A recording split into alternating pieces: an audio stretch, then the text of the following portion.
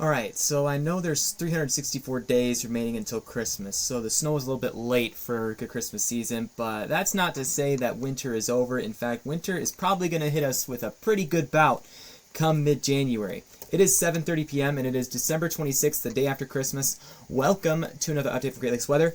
Hopefully everybody's doing well today, and this time we're going to talk about a pretty chill subject, that is the cold. We're going to deal with quite a bit of it. So, you can see the week 3 to 4 temperature outlook from the Climate Prediction Center right here. And you can see that much of the Great Lakes region is in a chance, or an elevated chance, for below average temperatures. And this is verifying on a lot of the computer run models that we have that are starting to come in. And again, these models are going to be long range, so as we go through them, keep in mind that it's probably going to change. The intensity of some of these models may not necessarily be accurate in terms of the cold and also the systems that come through. So we're just going to give you kind of a rough idea that the expectation is that there is going to be a blast of cold air coming in January that will bring things down in temperature. We'll deal with some wind chills, and we'll likely be dealing once again with some winter weather. So again, week 3 to 4 temperature outlook from the Climate Prediction Center does predict below average for pretty much the entire eastern continental United States. You can see it's a good risk for pretty much that entire area.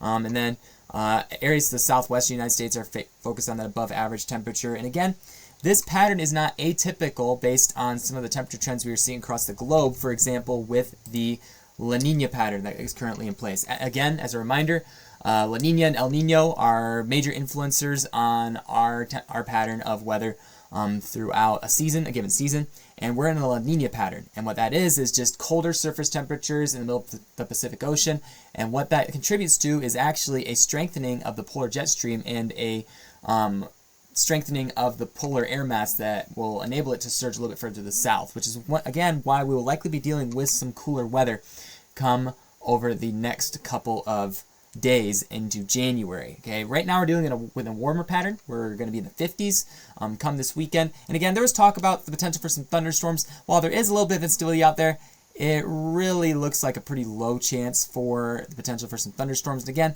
HRRR models still need some time to kind of work with some things a little bit, but I do think there isn't really going to be too much to be concerned about come with the warmer weather, at least for Michigan, and probably not for Indiana and Ohio too. They had some pretty impressive tornadoes in southeastern Texas today associated with the system that's moving through there right now. But this is, again, this chart right here is the ENSO probabilities. You can see those blue bars in the graph that actually indicates the potential for a La Nina pattern. You can see the potential is high as we enter the heart of winter, December, January, February. And as you can see, as we go towards springtime, the threat starts to go downward. Now the chance for La Nina is still present, but it looks like an ENSO neutral season is going to be a higher likelihood as we approach the spring into summertime, which again, what does that tell us about our potential for severe weather next season? Not too much, although the trend usually does tend to say that we'll probably be in a more balanced pattern, meaning that severe weather chances will likely be a little bit on the lesser side. But again, every year is different, and you can't just simply say that based on this one particular pattern. So keeping that in mind, we're going to discuss kind of what this means for our upcoming weather over the next couple of weeks, given that we are dealing with that ENSO neutral. First, let's start off with the HRRR model run for the next couple of days, the next 48 hours. And again, you can see there's going to be some rain tomorrow afternoon. We're going to be dealing with a low pressure system making its way through. Is it going to bring too much? No, it's not really going to be too much of a storm in terms of heavy rainfall. We might get a little over a quarter inch of rainfall in some spots. But again, you can see it makes its way, lifts off to the northeast. And on the backside, we got a few of these little rainy cells popping up across Indiana. And again, you get a little bit of a sounding across this pattern. And again, you do see those temperatures. There's a little bit of instability out there, but this is not nearly anything amounting to the potential for thunderstorms or even severe weather. And so again, any talk of that came across other YouTube videos, probably not going to happen across the Great Lakes region. So, and it's pretty clear based on the HRRR that that's not going to happen. And again, waiting for that next model run to kind of indicate to us what will happen later on in the afternoon, but chances are very slim. All right, now let's talk about the temperatures, because that's kind of what the big deal is with this setup. So, as we approach the new year, again, temperatures are going to get pretty warm as we get into Saturday, and you can see the temperatures are going to be in the 50s pretty much across Michigan, Indiana, Ohio, southern Michigan, Indiana, Ohio, and then temperatures still kind of stay relatively above freezing in the upper peninsula area. So again, you got those warmer temperatures. And then you notice that on Saturday, temperatures may even reach 60 across portions of Indiana, Ohio, and get pretty warm across southern Michigan still as well. But then you'll start to see a little bit of a pattern shift as we approach into the new year. You start to see this surge of cooler air start to make its way in. Let's go to a morning. This is the morning of New Year's Day being shown in the GFS. And again, these models will likely change a few degrees as we get to the actual time frame that we're looking at right now. But you can see that sub-freezing temperatures are starting to re-enter into the region, and with that cooler air mass starting to make its way. And then it's going to be accompanied by a few low-pressure systems that we'll have to watch, mainly for the potential for some rain and then later on snow. But the big one is starting to show itself later on as we approach the longer range models, which is, again, why I want to be careful in what I say with this, because the long range models, some will change rather frequently, but there's been some consistency in the model saying that, hey, there's likely going to be a system coming through that's going to bring a surge of Arctic air into much of the continent of the United States. Is that going to happen? Definitely not 100% certain, but a lot of different factors are pointing to it, so that's why we're going to kind of put a video out about it. But again, what's expected to happen is we see that polar air make its way through, and again, the GFS is a little bit less on this potential for cooler air, but you can see that places in lower Michigan are in the single digits. This is air temperature. This is not the wind chill. If we look at the wind chill, it might be a little bit different. And then you can see that places such as Wisconsin, the Upper Peninsula, starting to get those sub-zero air temperatures. And so there is going to be a cold air mass that makes its way into the region. Let's take a look at the wind chills on the GFS as well. And I will tell you, we're going to look at the Euro in just a minute. Comparing this to the Euro is actually a bit more bullish on how cold it's actually going to get. And we'll take a look at that in just a second. But as you can see, wind chill factors as we get towards that event where it's going to be usher in the colder air. It could get pretty cold for a lot of different places as we get into January 10th. You can see that double-digit sub-zero wind chills across Minnesota, which again, they often get that at least once during the winter season. And then we've got cold temperatures making their way into Michigan, Indiana, and Ohio right now. And I wouldn't be surprised if this was not. I would be surprised if this was not accompanied by lake effect snow in some fashion, with the temperatures of the water still being relatively warmer than average. So something to keep in mind there. But I'm definitely seeing it shift back into winter as we get into January. Let's take a look at the Euro model. And again, this is the wind chill. This is not the actual air temperature that we're looking at here.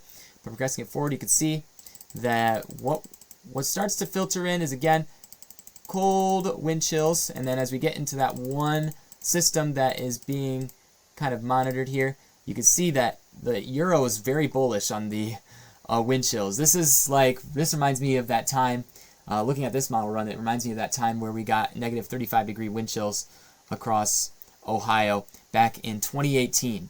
Now, I don't think it's going to get there. Highly doubt it, as a matter of fact. But Euro in the long range could go a little bit crazy with this too. It's probably going to adjust and lessen in many different fashions here. But I would just keep in mind that it's likely going to get cold mid-January. Not sure how cold yet, but models have been pointing to the arrival of a cold air mass later on in January, and there's a lot of different factors that are pointing towards that. So that's what we're watching with this particular setup here. Now, the systems that could be accompanied with this. Again, we're still looking at the long range, so I want you to be careful and just look at the trends, not the don't take what's being seen on the screen as face value, but just take a look at the trend here, okay? What the trend is that there's a few systems that will make their way through the Great Lakes region, accompanied with some cooler air on the backside. Again, low pressure systems, what you have with those, you have that counterclockwise motion of air. You've got that warm air being taken in from the south, and you've got that cold air being taken from the north, and that is what contributes to that pattern of shifting temperatures with these lows. And the strength of the low also has a little factor to play in how these form as well. And you notice that the GFS is pointing out that after the system moves through post around New Year's Eve, I'd say, you start to see some colder air filter in, and maybe even the potential for a little bit of lake effect on the backside of this from January 2nd to 3rd. So we'll have to watch that, see if that actually does happen to take shape. It's a question. It's still a question. There's still several things that question with this pattern. But then notice, as we get into January 7th and beyond, there's a couple low-pressure systems that start to appear on the weather models. The Euro's also kind of following this pattern too. Two global models that are kind of following this pattern, so it's just something to watch at this current point. But On the back side of this low pressure system, notice those isobars, those blue dotted lines. The pressure is dropping rather significantly aloft. So that low pressure aloft is usually associated with higher pressure at the ground, and what that indicates is the presence of sinking air. When you get lower numbers like that, such as 492, 498, 504, that means that there's very low pressure aloft and that air is sinking and coming down towards the ground. And that's likely going to be some colder air. Okay, so that's, again, that blue 540 line is typically watched for the rain to snow line, so you can see that there is a distinct cold air mass that is being made present on this model. Okay, so you have these low pressure systems that make their way through, and the cold air follows along behind it. Okay, and the models are hinting at a southeastern winter storm that might make its way and develop as this cold air mass makes its way through.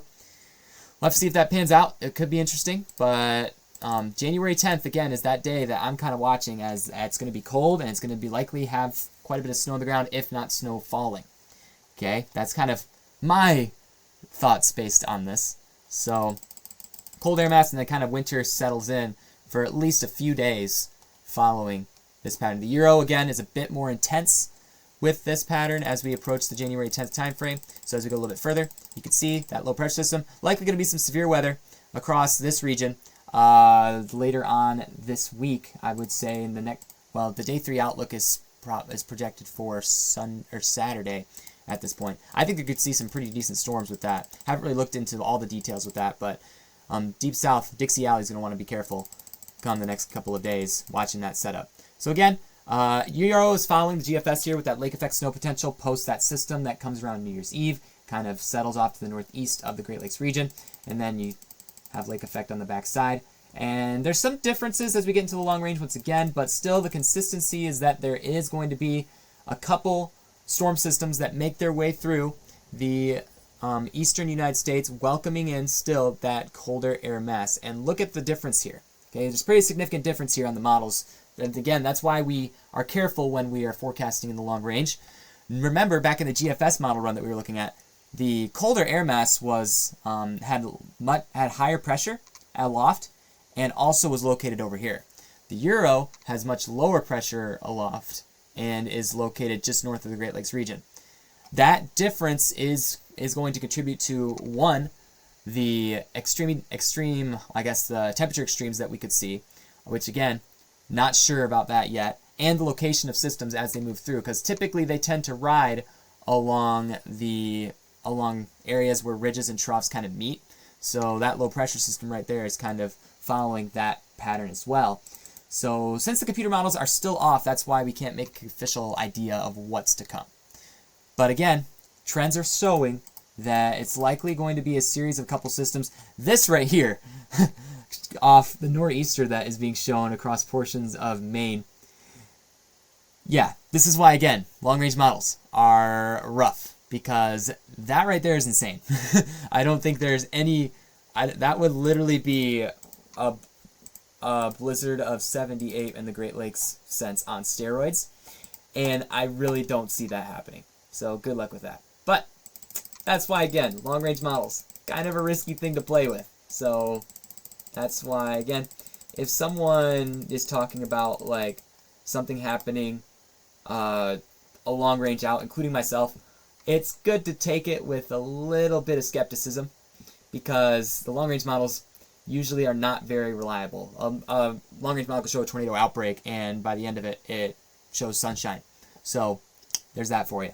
So that's why we like to trust these models a little bit better as we approach, like, say, the hour 141 mark and before that, not post or after that. So just a little bit of, if you like to look at these models, just a little bit of wisdom in that regard. But hopefully this video is helpful to you and gave you some good information with regards to the winter that is going to make a comeback. I am fairly certain winter is going to make a comeback. How exactly? I don't know, but probably going to happen. So thanks for watching, everybody. Make sure to subscribe, stay updated. Thanks again for all your support. We are looking at some changes come next year, and I'm pretty excited about them, just in time, hopefully, for the spring tornado season that who knows if how strong of one we'll have yet. But thanks for watching, everybody, and I will see you all later.